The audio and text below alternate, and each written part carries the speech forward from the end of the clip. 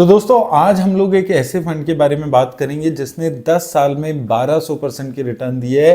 Consistency के मामले में ये सबसे अच्छा फंड यहां पर रहा है। तो डिटेल में बात करेंगे Nippon India small cap fund के बारे में, कहां इन्वेस्ट कर रहा है, ऐसी क्या इन्वेस्टमेंट स्ट्रेटेजी ये अपना रहा है जो इतनी अच्छी रिटर्न ये फंड दे रहा है, और क्या आपको अभी भी इस फंड में इन्वेस्ट करना चाहिए या नहीं करना चाहिए, सारी चीजों पर हम बात करेंगे।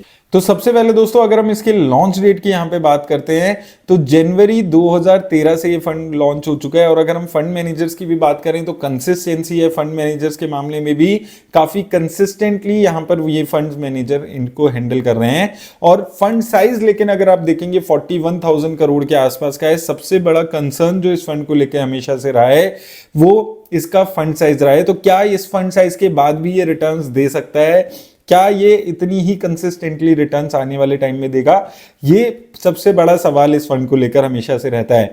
वहीं अगर हम बात करें इसकी मार्केट कैप एलोकेशन की तो लार्ज कैप और मिड कैप में 13 और 14% पैसा, वहीं स्मॉल कैप कंपनीज में लगभग 68% पैसा ये फंड यहां पर लगाकर चल रहा है। तो कंसिस्टेंसी यहां पर अगर आप देखते हैं लार्ज कैप और मिड कैप फंड्स में लगभग 13-14% पैसा लगा रहा है, और स्मॉल कैप फंड्स में कंपनीज में सबसे ज्यादा 68% पैसा ये लगाकर चल रहा है।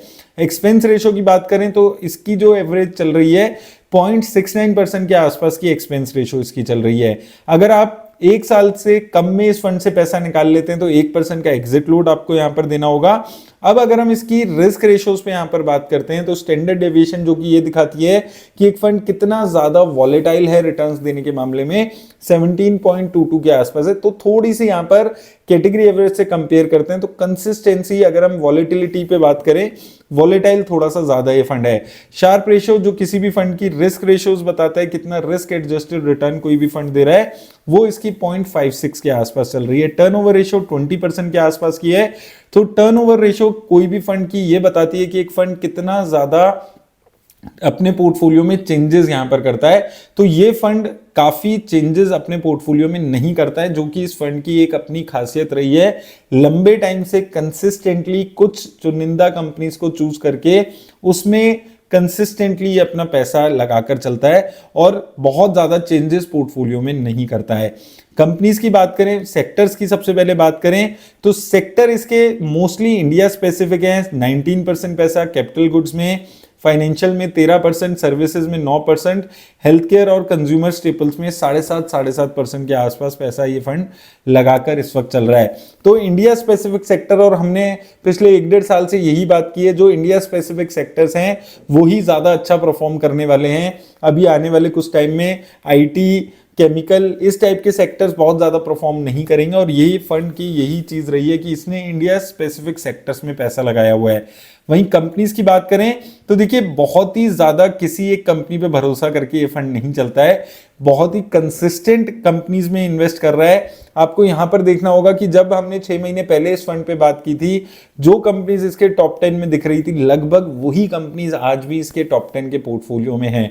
TI financial holding, HDFC bank, KPIT engineering, अपार इंडस्ट्रीज, भारत हेवी इलेक्ट्रिकल्स। तो कंसिस्टेंसी है यहाँ पर, चाहे हम फंड मैनेजर्स की बात करें और यहां पर अगर हम देखते हैं कंपनीज भी उन्हीं कंपनीज में ये चीज पे पैसा लगाकर चलता है। लगभग 200 कंपनीज इसके पोर्टफोलियो में है। तो वो जो बड़ा हुआ पोर्टफोलियो का इसका एसेट अंडर मैनेजमेंट है, उसकी वजह से इसने बहुत सारी अलग अलग कंपनीज में अपना पैसा इन्वेस्ट इस वक्त यहां पर किया हुआ है।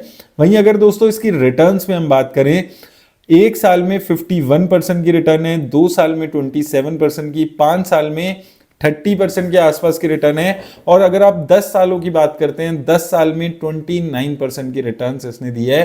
10,000 रुपए अगर आपने इस फंड में 10 साल पहले लगाए होते तो वो 10,000 रुपए इस फंड ने आपके 1,25,000 रुपए के आसपास बना दिए हैं। 29% की रिटर्न, सीएजीआर रिटर्न इस फंड ने 10 साल में जनरेट करके दी है। तो कंसिस्टेंसी के साथ रिटर्न ये फंड दे रहा है। लगभग 1200% की 10 साल में रिटर्न इस फंड ने जनरेट करके दी है। एक बहुत ही शानदार रिटर्न है। देखिए कोई फंड 1 साल, 2 साल, 5 साल में रिटर्न दे सकता है ऐसी, लेकिन कोई फंड अगर 10 साल में 29% की सीएजीआर से रिटर्न दे रहा है तो आपको समझना होगा कि एक बहुत अच्छी इन्वेस्टमेंट स्ट्रेटेजी एक कंसिस्टेंटली फंड फॉलो करके चल रहा है। और वो स्ट्रेटेजी इनकी बहुत ही सिंपल है। कुछ कंपनीज में बहुत ज्यादा पैसा अपना नहीं लगाते हैं, और रेगुलरली कंपनीज को, नई कंपनीज को पोर्टफोलियो में ऐड कर रहे हैं।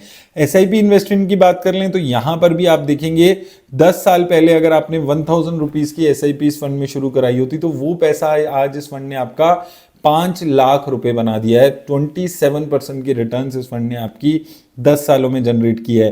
5 साल में 39% की रिटर्न है और 3 साल में लगभग 37% की रिटर्न्स ये फंड जनरेट करके दे रहा है। तो यहां पर भी आपको एक कंसिस्टेंसी फंड में यहां पर देखने को मिल रही है, चाहे एसआईपी की बात करें, चाहे हम यहां पर इसकी ओवरऑल रिटर्न्स की बात करें। वहीं अगर हम इसकी बेंचमार्क इंडेक्स से कंपेयर करे जाएं तो यहां पर भी आप देखेंगे अपने एक साल में लगभग अपने बेंचमार्क इंडेक्स जैसे ही रिटर्न्स ये दे रहा है, लेकिन 2, 3 और 5 साल में अगर हम देखते हैं तो अपने बेंचमार्क इंडेक्स से फार बेटर रिटर्न्स ये फंड दे रहा है। 2 साल में इस फंड ने 26% की रिटर्न दी है, इसके बेंचमार्क इंडेक्स ने 20% की। 3 साल में इस फंड ने 41% की रिटर्न दी है, इसके बेंचमार्क इंडेक्स ने 33% की।